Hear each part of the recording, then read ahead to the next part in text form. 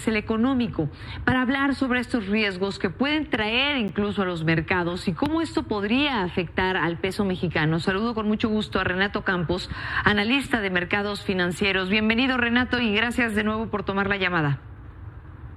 Gracias a ustedes por la invitación y un placer estar compartiendo un poco nuestra mirada con Milenio TV. Pues mira, entiendo que es complicado, muy compleja la relación en este momento entre México y Estados Unidos, pero a lo que ya traíamos con el asunto de los aranceles, luego las remesas, se suma por supuesto estas redadas a los migrantes que sabemos principalmente son de México. Cuéntanos un poco cómo estas redadas pueden generar quizás una mayor percepción de riesgo para México o cuáles son los verdaderos riesgos en términos económicos.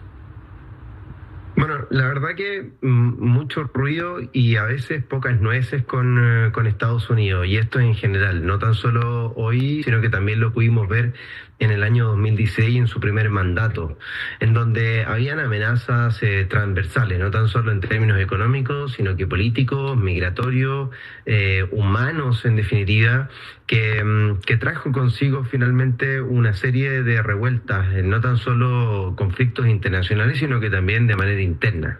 Y estas condiciones finalmente generan una incertidumbre en términos de imagen país, de relaciones que esto puede llegar a tener y por supuesto de la estabilidad que prometen o que se prometen un país con otro.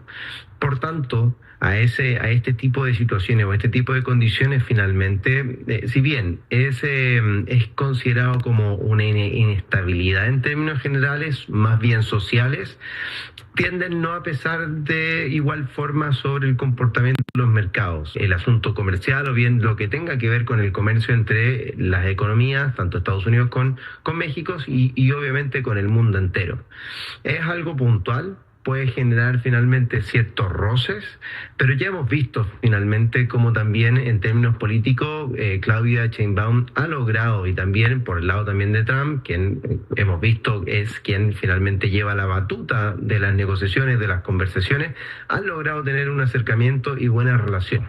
Ahora, la caída del ingreso de las remesas para nuestro país, que es de los principales fuentes o más bien principales ingresos de moneda extranjera a México, ¿cómo puede influenciar o cómo puede afectar? Porque entiendo que también si baja el ingreso de las remesas puede representar, por ejemplo, una menor capacidad de compra en el mercado interno. Para Estados Unidos, el hecho de incrementar los impuestos a las remesas, en definitiva, no significa un gran cambio en términos de recaudación y es menos del 0,002% del Producto Interno Bruto de Estados Unidos, por tanto, es irrisorio lo que puede ser recaudado en este tipo. Ahora, el impacto a México es el que tiende a preocupar, sobre todo en cambios de un 0,2% en el Producto Interno Bruto, lo que puede significar un directo detrimento o un empeoramiento de las condiciones económicas y por tanto, como tú bien señalabas, de una menor demanda y por supuesto una serie de efectos en términos de dominó o en efecto dominó que esto tiende a tener. Renato, en medio de estas crisis, por último preguntar si esto puede significar la salida, por ejemplo, de capital por la incertidumbre que hay en nuestro país y que esto pues refleje a su vez una afectación.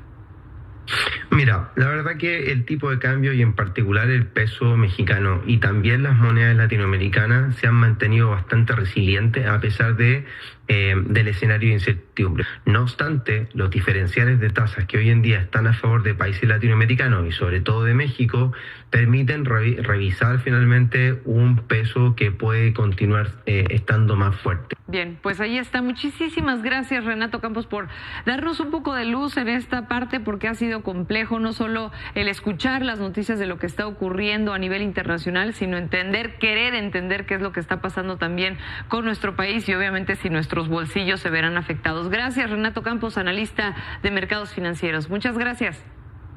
Gracias a ustedes, que tengan una excelente noche. Excelente noche.